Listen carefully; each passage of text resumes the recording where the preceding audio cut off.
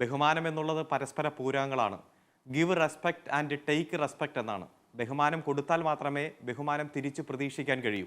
ഇപ്പോൾ ഒരു സിനിമ ഡയലോഗൊക്കെ കേരളത്തിലുണ്ട്. നേരത്തെ തന്നെ നമ്മളൊക്കെ പല ചർച്ചകളിലൊക്കെ കേട്ടിട്ടുണ്ട്, പല സിനിമയിലും കേട്ടിട്ടുണ്ട്. അത് പോ മോനെ ദിനേശ എന്നാണ്, പോ മോനെ വിജയ എന്നല്ല. പോ മോനെ വിജയ, നിന്റെ കാലം എണ്ണപ്പെട്ടിരിക്കുന്നു എന്നത് ഉൾപ്പെടെ ഞാൻ ബാക്കി പറയുന്നില്ല. ആ പറഞ്ഞ രീതിയും ശരീരഭാഷയും പ്രയോഗത്തിൻ്റെതായിട്ടുള്ള രീതിയുമെല്ലാം ഒരിക്കലും ഒരു സംസ്കാരത്തിനും യോജിച്ചതല്ല. അത്തരത്തിൽ മറ്റൊരു മുഖ്യമന്ത്രി കേരളത്തിൽ വന്ന് പ്രസംഗിച്ചു എന്ന് മാത്രമല്ല, തൻ്റെ ഔദ്യോഗിക ലെറ്റർ പാഡിൽ അത് എഴുതി പ്രസിദ്ധീകരിക്കുന്ന ഒരു സാഹചര്യം കൂടി ഉണ്ടായി.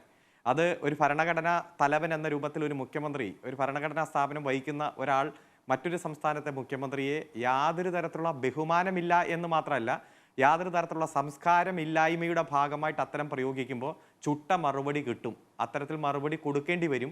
അത് കൊടുത്തു എന്ന രൂപത്തിൽ തന്നെ കണ്ടാൽ മതി. പിന്നെ അങ്ങ് സൂചിപ്പിച്ചു നേരത്തെ ചെറ്റത്തരം എന്ന് പറഞ്ഞു എന്ന്.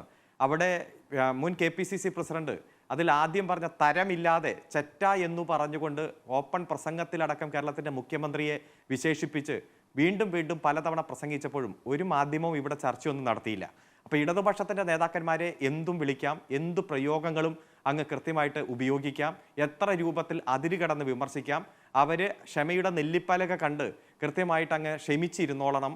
ബാക്കി ഒരു തരത്തിലും പ്രതികരിക്കാൻ പാടില്ല. പ്രതികരിച്ചു കഴിഞ്ഞാൽ അത് ദിവസങ്ങൾ വൈകുന്നേരം ഇങ്ങനെ ചർച്ച സംഘടിപ്പിക്കാം, ഇടതുപക്ഷത്തെ ആക്രമിക്കാം എന്ന രൂപത്തിലാണെങ്കിൽ അത് അംഗീകരിക്കാൻ കഴിയില്ല.